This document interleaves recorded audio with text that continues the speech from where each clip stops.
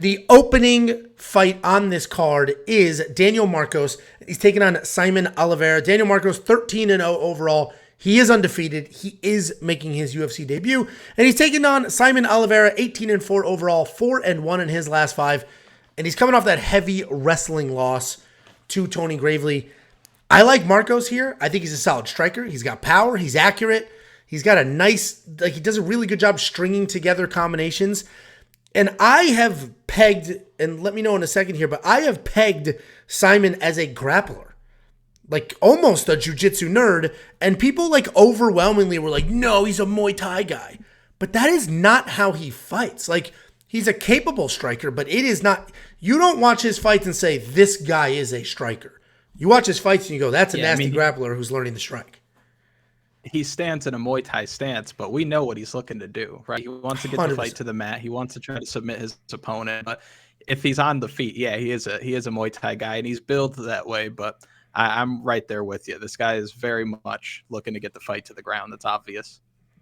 100%, and he way overreacts. He way overreacts to strikes. Anything comes his way, he like completely like ducks, blinks, turns his head. And somebody like Daniel, who's going to string together combinations, I think is going to take advantage of that. So I have Daniel here. What do you think of this fight? So everybody that I've looked at has thought the same way you have. They've thought that Daniel Marcos is going to go out there and win. And when the odds were first made, if I'm not mistaken, Daniel Marcos opened as the favorite. The line swung the other way. But it seems like publicly everybody's on Daniel Marcos. Even if you go to Tapology, it's like 80% of the votes are Daniel Marcos, the Peruvian guy's going to win.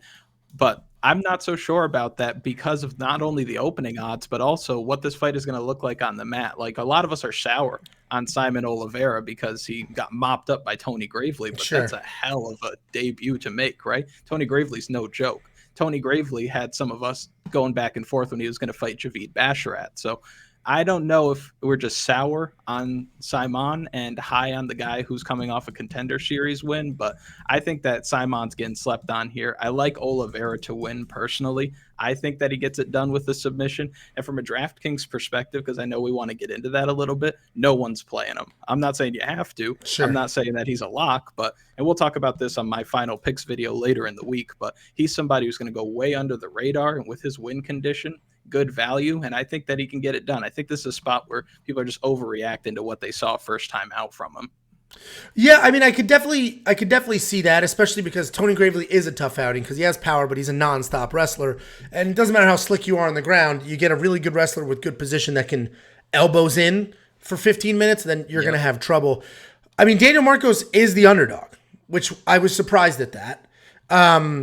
I expected him to be the favorite because I just think I think the gap on the feet is wider than the gap on the ground, and Saimon Oliveira is going to have to get it to the ground to make something happen. So I like Marcos here. Again, I broke this down before odds, so I was just watching tape and going from there. So you're saying you would spend the $8,600 on DraftKings?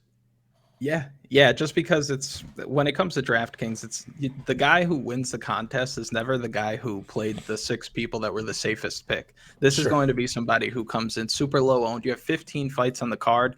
With the way the UFC has been over the last year, I doubt we'll have 15 fights by the time Saturday rolls around. But if we do, there's going to be really spread out ownership, but this is somebody who a lot of people probably aren't going to get to. So if you're playing big contests, large field stuff, running a lot of lineups, having some exposure to Saimon Oliveira, not terrible. Yeah, certainly. I don't have any bets on this fight, but this also feels like it could be an inside the distance. Yeah, no. But it feels like Saimon Oliveira could be a safe inside the distance decision, no action kind of guy because he is tough. Tony Gravely pounded on him for a while. Mm-hmm. And he's not the type of guy you're just going to get out of there. Like, yeah, he does overreact with the striking, but he is a tough guy. And if he wins, he will likely win by submission. I don't know. I don't think he has. I in my notes I have very tough, likely isn't put away, or wins by submission, and that's exactly where a bet like that is solid. The problem is he's already the favorite. So then a bet like that, which is a safety net bet because there is a world where you get a refund, it's probably going to be a little too rich and not worth it. So I don't know if you know what Monkey Knife Fight is, but it's daily fantasy. These are strike lines, total strike lines, every single little pitter-patter strike. They have Daniel Marcos at 57, Saimon Oliveira at 51, and we say more or less, and if you're right, you can triple your money. What do you think of this strike line? Does it need to be for both or just one or the other? You have to get both right. That's what makes it fantasy and not gambling. You know what? I think these guys could end up just going to war for 15 minutes. It's not hard for a guy to hit over 50 significant strikes if it goes the They're distance. not even significant. It's total, which makes it even easier. Oh, so they just have to put it out there. It doesn't even anything. Any little slap against the face because someone's trying to take you down counts. Everything. Gotcha. Yeah, then I think that the more is probably what works out there. Gotcha.